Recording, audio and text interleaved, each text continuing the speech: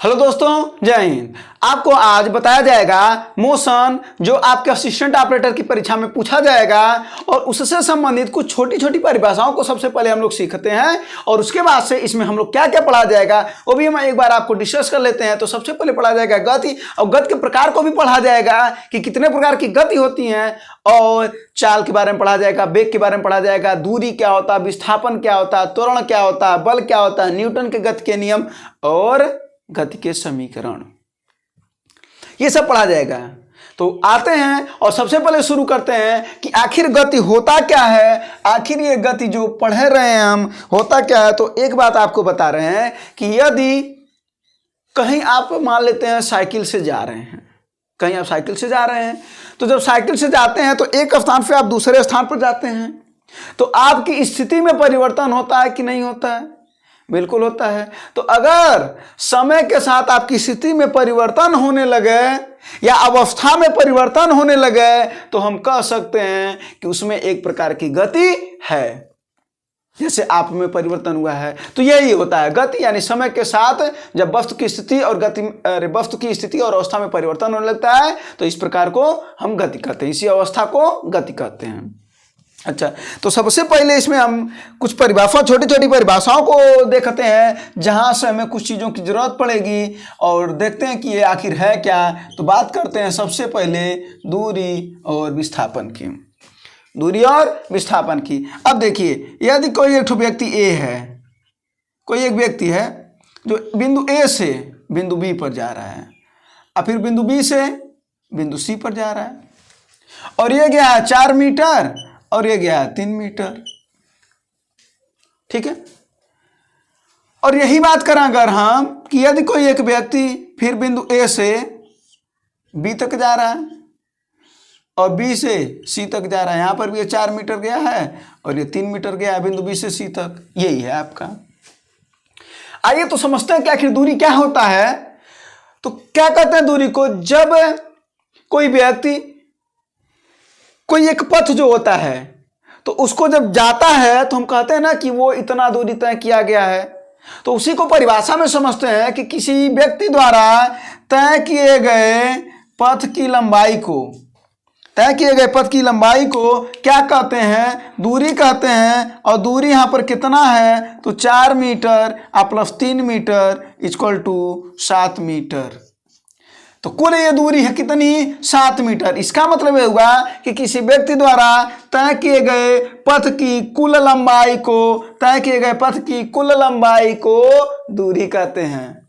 और अगर बात करें विस्थापन की तो देखिए जरा सा समझिएगा, है बिंदुआ से है जो बिंदुआ है यानी ए से सी, यही होता है विस्थापन। तो आइए थोड़ी सी परिभाषा को समझते हैं कि आखिर विस्थापन क्या होता है। तो किसी व्यक्ति द्वारा तय किए गए पथ की, ये तय किए गए पथ है ए से बी पर गया, बी से सी पर गया, न्यूनतम लंबाई को, ये जो विस्थापन होता है ये एक प्रकार की न्यूनतम लंबाई होती है, माने कम से कम, कम से कम। जैसे खेत में जब आप जाते हैं तो चरकोनिया आपका खेत रहता है तो मान लेते हैं इसका कोना यही है, तो कभी कभी कहते हैं ना कि हम जल्दी से यहाँ कैसे पहुँचे, तो आप ऐसे सीधा चले जाते हैं खेतों में घुसते हुए, दौड़ते हुए बीचों बीच।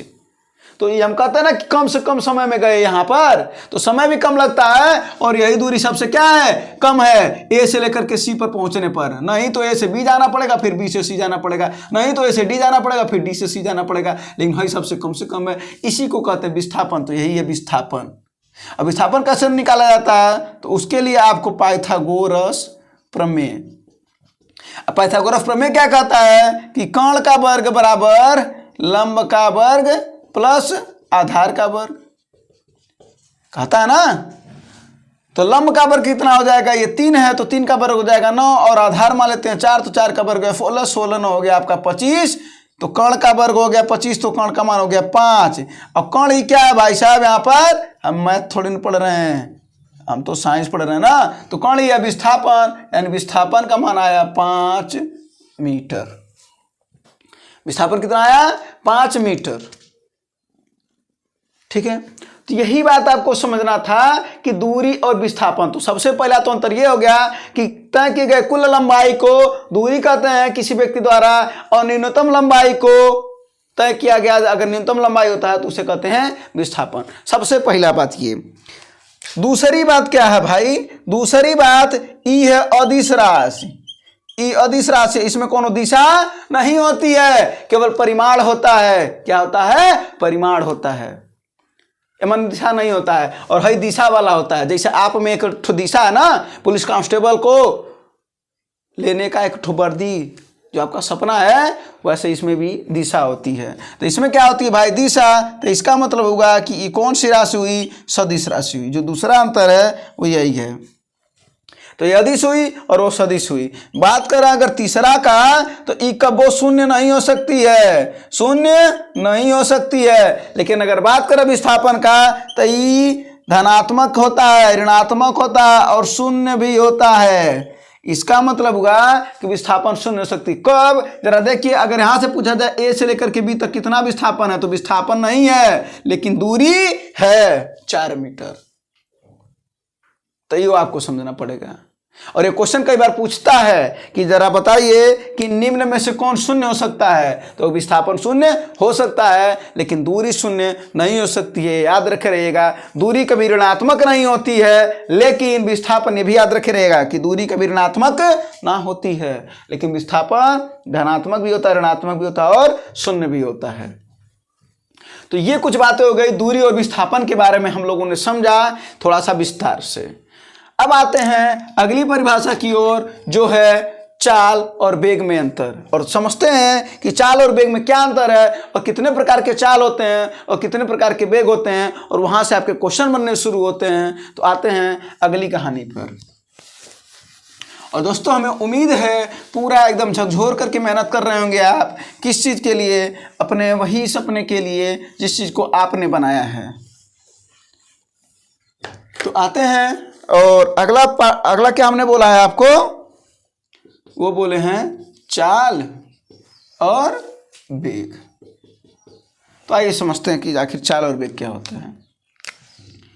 तो देखिए, चाल बराबर होता है दूरी बटा समय, और वेग बराबर होता है विस्थापन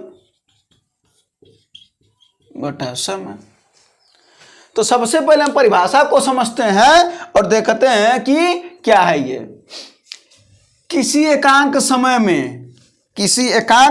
में जब वस्तु द्वारा दूरी तय की जाती है, तो उसी को उस वस्तु का चाल कहते हैं। एकांक समय में किसी वस्तु द्वारा तय की गई दूरी ही चाल कहलाती है, और एकांक समय में तय किया गया वस्तु द्वारा विस्थापन ही क्या कहलाता है महाराज? वेग कहलाता है। क्या कहलाता है? वेग कहलाता है। तो पहला बात तो यही हो गया। तो हमने क्या बोला? पहला अंतर तो यह हो गया कि एकांक समय में तय की गई दूरी चाल, और एकांक समय में तय किया गया विस्थापन वेग। और अगर बात करें दूसरा इसमें, तो ई बताइए, अभी हमने आपको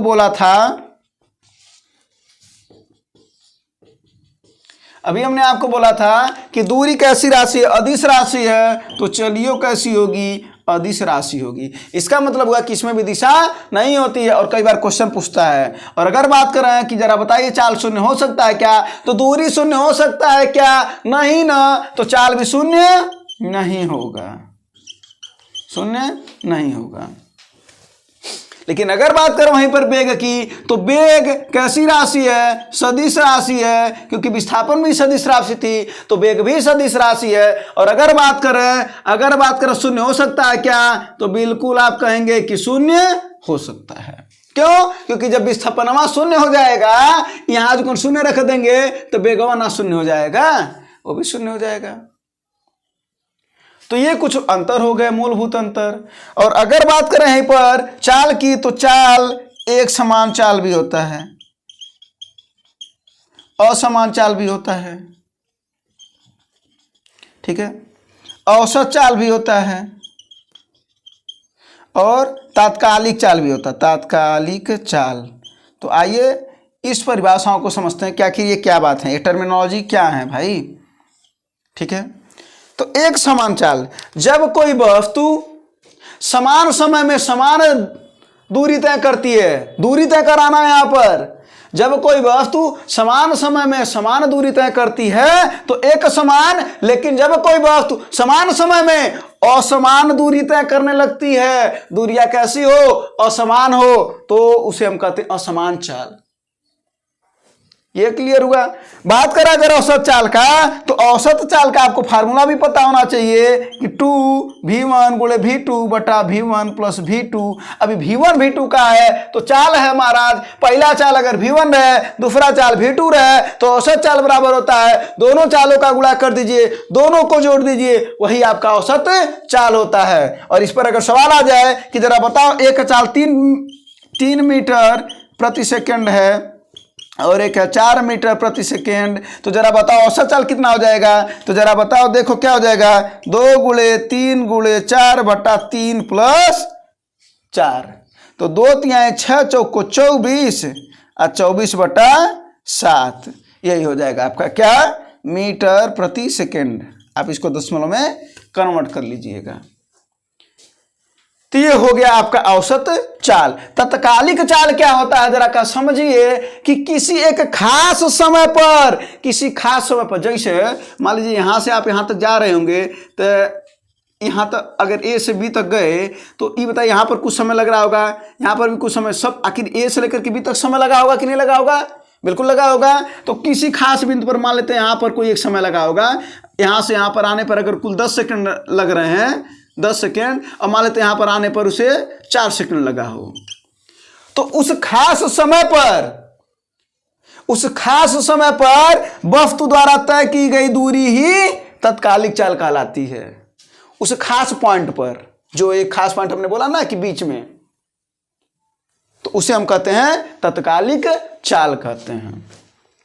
और साथ साथ में ये भी समझ लीजिएगा यहाँ पर कि अगर चाल की मात्रक की बात करा जाए, क्योंकि मात्रक कहा जाता है फिजिक्स का, जैसे इंसान का एक कपड़ा होता है, वस्त्र होता है, आज के समय में बिना वस्त्र के इंसान का एक अस्तित्व की जो कहा जाता है, कल्पना नहीं की जा सकती है, वैसे ही चाल यानी भौतिक राशियां जितने भी होती हैं उसका मात्रक होता है, वो उसका वजूद होता है, उसके बिना उसकी कल्पना नहीं की जाती है, बताया नहीं जा सकता कि हम किसकी बात कर रहे हैं, इस वजह से मात्रक का होना जरूरी है। तो चाल का मात्रक की बात करें तो दूरी का मात्रक होता है मीटर, चाल का मात्रक समय का मात्रक होता है सेकेंड, तो इसका मात्रक आ गया मीटर प्रति सेकेंड। इसके पहले वाले में आप दूरी का मात्रक लिख लीजिएगा, मीटर होता है, विस्थापन का भी मात्रक मीटर होता है। और अगर यहाँ पर मात्रक की बात कर रहे हो तो यहाँ पर क्या हो जाएगा भाई, यहाँ पर भी हो जाएगा विस्थापन का मात्रक मीटर, समय का मात्रक सेकेंड, तो यहाँ पर भी जो मात्रक आया वेग का वो है मीटर पर सेकेंड। और ये सब क्वेश्चन पूछ देता है, ये सब क्वेश्चन पूछ देता है। तो ये हो गया आपका। तो ये बताइए अगर यहाँ एक समान चाल हुआ है तो वहां एक समान वेग होगा, यहाँ असमान चाल हुआ है तो वहां असमान वेग होगा, यहाँ औसत चाल हुआ है वहां पर औसत हम वेग निकाल सकते हैं, जिसे हम प्रारंभिक प्लस अंतिम वेग बटा 2 कर देते हैं। और अगर बात करें तत्कालिक वेग की तो वहां पर भी तत्कालिक चाल की, तो वहां पर भी एक तत्कालिक चाल होगा। तो थोड़ा सा इसको भी जल्दी में समझ लेते हैं कि अगर एक समान वेग की बात करा जाएगा तो क्या हुआ है, यहाँ पर जब कोई वस्तु दूरी तय करती है तो समान समय में समान दूरी तय करती है, तो समान समय में किसी वस्तु द्वारा समान विस्थापन, यानी जो विस्थापन है एक प्रकार की दूरी है, यानी समान समय में समान दूरी तय किया गया जाए तो उसे हम कहते हैं एक समान वेग। समान समय में असमान दूरी तय किया जाए तो हम उसे कह सकते हैं एक असमान वेग। औसत वेग की बात करें तो यहां पर लिख लीजिएगा, औसत वेग बराबर होता है, औसत वेग बराबर क्या हो जाएगा भाई, प्रारंभिक वेग प्लस अंतिम वेग, अंतिम वेग बटा 2, ये हो जाएगा आपका औसत वेग। और बात करें अगर तात्कालिक वेग की तो उस खास बिंदु पर किसी व्यक्ति या वस्तु द्वारा तय किया गया दूरी या विस्थापन कह सकते हैं, उस वस्तु का तात्कालिक वेग कहलाता है। तो ये याद रखे रहिएगा। ये इतना हो गया छोटी छोटी कुछ परिभाषाएं जहां पर आपको समझना था। अब इसमें इंपॉर्टेंट क्या है, वो सबसे ज़्यादा जो क्वेश्चन पूछे जाने वाला है इसमें वो कि सबसे पहले राशियां कौन सी हैं, और उसके बाद से शून्य हो सकता है कि नहीं हो सकता है, तो ये शून्य हो सकता है और ये नहीं हो सकता है। ये सब छोटी छोटी बातों को समझिएगा। और एक और बात क्या है, न्यूमेरिकल के सवाल आते हैं तो न्यूमेरिकल के सवाल लगा सकते हैं। क्वेश्चन देता है कि यदि प्रारंभिक वेग 4 मीटर पर सेकंड हो, अंतिम वेग 6 मीटर पर सेकंड हो, तो बताओ औसत वेग क्या होगा? तो 4 दूनी 6 बटा 2 इक्वल टू 5, 4 6 10 2 बटा 2 इक्वल टू 5। तो ऐसे ऐसे कुछ क्वेश्चन आते हैं, तो यहीं से प्रश्न बनते हैं, यहीं से बनाए जाते हैं बहुविकल्पी के प्रश्न। पढ़ेंगे तो कई बहुविकल्पी के प्रश्न बनेंगे। तो ये सब कुछ ऐसे आपके क्वेश्चन है जो आपकी परीक्षाओं में आ सकते हैं, और छोटी छोटी परिभाषाएं हैं। तो आज हम आपको ऐसे छोटी छोटी परिभाषाएं समझाएंगे। अब आपको समझाते हैं कि जो गति के प्रकार हैं वो कितने प्रकार के हैं। तो देखिए, एक है सरल या ऋजुरेखीय गति, अनियमित गति, वक्रीय गति, प्रक्षेप गति, ऊर्ध्व गति। आवर्ती गति में 2 प्रकार की गतियां होती हैं, दोलन या कंपनी गति आप जिसे कहते हैं, या आप कह सकते हैं वृत्तीय या घूर्णन गति, और एक होता है गुरुत्वाधीन गति। तो आइए इन सबको समझते हैं, छोटे छोटे परिभाषाओं से देखते हैं। जैसे सरल या ऋजुरेखीय गति, जैसे जब आप जाते हैं कहीं घूमने जाते हैं ना सड़क पर, तो उस प्रकार की जो गति होती है, यानी सिंपली जब हम जो चल रहे हैं, जो हम चलते हैं, उस प्रकार की गति होती है सरल या ऋजुरेखीय गति। उसी को हम कहते हैं सीधी रेखा में गति। यानी किसी वस्तु, और गति को हम सबसे पहले ही हम आपको बता चुके हैं कि किसी वस्तु की स्थिति में परिवर्तन या अवस्था में परिवर्तन क्या कहलाता है? गति कहलाता है। यानी एक बिंदु से दूसरे बिंदु पर अगर कोई व्यक्ति चला गया तो वह गति कहलाता है। तो एक होता है सरल, तो जो सिंपल रूप से आदमी चलता है उसे हम कहते हैं सरल या ऋजुरेखीय गति। अनियमित गति, कभी चल रहा है कभी रुक रहा है, कभी चल रहा है कभी रुक रहा है, ठीक ना? तो ये कौन सी गति हो गया? अनियमित गति। और दोस्तों अनियमित गति बिल्कुल मत करिएगा, नहीं तो सिलेक्शन नहीं होगा। नियमित गति करना आपको, ठीक है? बात करें वक्रीय गति, वक्री माने टेढ़ी मेढ़ी, जो टेढ़ी मेढ़ी होता है ना, उस प्रकार की गति को, जैसे टेढ़े मेढ़े रास्ते पर जो अगर गति हो रहा है, ठीक है, ऐसे करके, तो यहां पर भी तो एक प्रकार की गति होता है, तो उसी को हम कहते हैं वक्रीय गति। बात कर रहे हैं प्रक्षेप गति का, तो यह वाला इंपॉर्टेंट है, और याद रखे रहिएगा कि प्रक्षेप का पथ परवलयाकार होता है। अब इसका मतलब समझिए, अगर कोई एक व्यक्ति यहां पर है, इसको हम कह दिया जाए कि फेंक, है ना, एक भाला दे दिया जाए और फेंक जहां तक भाला जाए, तो कहा जाता है कि जब भाला गिरेगा तो उसको कुछ ये प्रकार की गति होगी। यानी इसका मतलब होगा कि ऐसा कुछ होगा, होगा कि नहीं? तो अगर ये मान लेते हैं आपका पृथ्वी है, तो ये जो भाला की गति है वो कुछ ऐसी ही होगी, और इसी पथ को हम कहते हैं परवलयाकार पथ, और इस प्रकार की गति को हम कहते हैं प्रक्षेप गति। और साथ साथ में यह हम आपको बता दे रहे हैं कि अगर 45 डिग्री के कोण पर फेंक दिया जाए तो प्रक्षेप का जो पथ होता है, उसका जो परास होता है वो अधिकतम होता है। परास माने तय की गई दूरी, प्रक्षेप पथ पर तय की गई दूरी जो होती है वो परास कहलाती है। तो अधिकतम परास प्राप्त करने के लिए, अधिकतम परास प्राप्त करने के लिए उसका फार्मूला होता है E² sin 2θ बटा g। आप चाहे तो फार्मूला भी लिख सकते हैं, ठीक है? तो अधिकतम परास प्राप्त करने के लिए 45 डिग्री के कोण पर फेंकना होगा। यही वजह से कहा जाता है ना कि जो क्रिकेटरवा होता है, कहते ना फलाने इतना फास्ट फेंकता है, वो इतना फास्ट फेंकता है ना? जैसे आपने सुना होगा ब्रेटली बहुत फास्ट फेंकता है। तो आपको बता दें वो क्यों, उनके हाथ और जो यहाँ की एक जो क्षैतिज रेखा है, जब वो 45 डिग्री के कोण पर गेंद को छोड़ते हैं तो उस समय जो उनका वेग होता है वो अधिकतम होता है, ठीक है? वो अधिकतम परास प्राप्त करते हैं, इसी वजह से उनकी गेंद स्पीड होती है उनकी गेंद में। तो ये भी याद रखे रहेगा कि जो प्रक्षेप का पथ होता है वो होता है परवलयाकार, और 45 डिग्री के कोण पर वो अधिकतम परास प्राप्त करता है या अधिकतम पथ प्राप्त करता है। और ये समझिएगा कि 2D मोशन, इसे 2D गति भी कहते हैं, प्रक्षेप गति को 2D गति भी कहते हैं, यानी द्विविमीय गति, 2D मोशन। तो ये याद रखे रहेगा, छोटी बात याद रखे रहेगा, इसे परीक्षा में पूछा जाता है। बात करें अगर ऊर्ध्वगति की, तो ऐसा समझिए, एक ठो गेंद ले लीजिए, ऊपर फेंकिए फिर नीचे आएगा, ऊपर फेंकिए फिर नीचे आएगा, ऊपर फेंकिए फिर नीचे आएगा, और इस प्रकार की गति को हम कहते हैं ऊर्ध्वगति। इसका मतलब ये 90 डिग्री के कोण पर जब ऊपर फेंका जाता है, अरे भाई 90 डिग्री के कोण पर ऊपर फेंकोगे तो 90 डिग्री के कोण पर ऊपर फेंका जाता है, तो वो ऊपर नीचे की जो गति है वो कहलाती है हमारी ऊर्ध्व गति।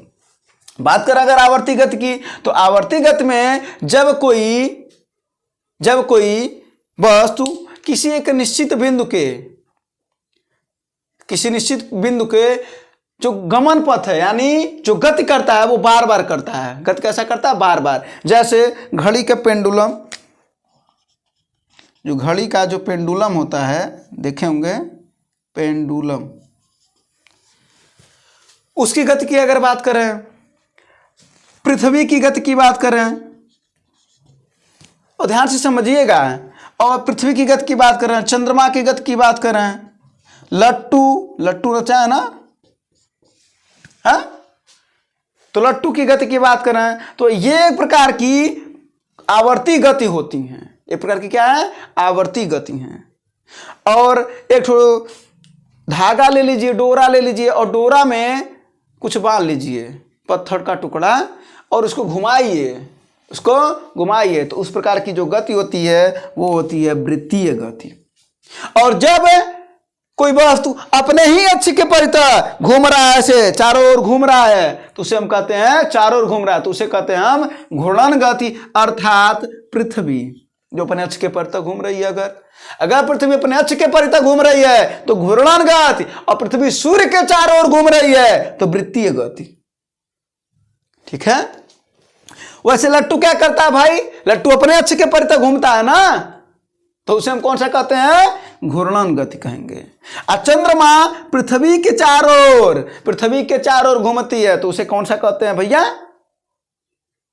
वृत्तीय गति। तो ये हो गया। घड़ी का जो पेंडुलम की गति होती है वो दोलनी गति या कंपनी है, उसे गति हम कहते हैं। ठीक है ना। कंपनी गति वो होता है जैसे मान लो स्प्रिंग को भी अगर हम छोड़ दें ऐसे करके तो भी एक प्रकार की उसमें भी गति होती है, तो वो भी एक प्रकार की कंपनी गति होती है। और बात करें अगर हम गुरुत्वाधीन गति, तो देखिए ये जो प्रक्षेप गति है, प्रक्षेप गति, ऊर्ध्व गति, और बात करें यहां पर दोलनी गति, इन तीनों को आप गुरुत्वाधीन गति भी कह सकते हैं। जो तीनों भी समझाया ना आपको कि प्रक्षेप गति, ऊर्ध्व गति और दोलनी गति, काहे ऐसा कहते हैं ये हम आपको बता दे रहे हैं कि जो प्रक्षेप गति है ना, ये कभी फेंकेंगे ना तो फिर आएगा नीचे में। इसका मतलब है कि पृथ्वी में एक प्रकार का बल पाया जाता है, और वो अपनी ओर वस्तु को खींचता है, तो वही होता है गुरुत्व की अधीन गति। उसमें एक गुरुत्व बल पाया जाता है, तो गुरुत्व के अधीन गति गुरुत्वाधीन गति कहलाती है। तो वो कौन सी गति हो गई? प्रक्षेप गति। जैसे इसको फेंकेंगे कहीं भी गिरेगा नीचे में, ऊर्ध्व गति फेंकेंगे कहीं भी गिरेगा नीचे में। दोलनी गति, कहीं अगर ये घड़ी का पेंडुलम इधर कितना भी चला जाएगा फिर आएगा यहीं, आएगा कि नहीं आएगा? ये इधर कितना भी चला जाएगा फिर आएगा यहीं, तो उस पर एक प्रकार का पृथ्वी बल लगाती है, गुरुत्व बल, और गुरुत्व के अधीन गति को हम गुरुत्वाधीन गति कहते हैं।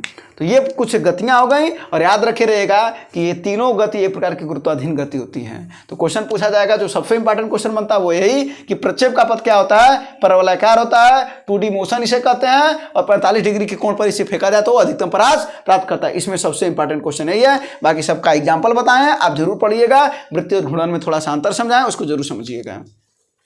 तो ये सब कुछ है। अब हमने आपको कुछ परिभाषाएं समझा दिया। अब जो अगला क्लास है उसमें और चीज़ों को हम लोग विस्तार से पढ़ेंगे, जैसे त्वरण के बारे में, गति विषयक समीकरण के बारे में, और कल बताएंगे हम आपको कि गति विषयक। और आप आज कमेंट में बताइए कि जो गति का समीकरण है और जो गति का नियम है वो किसने दिया था।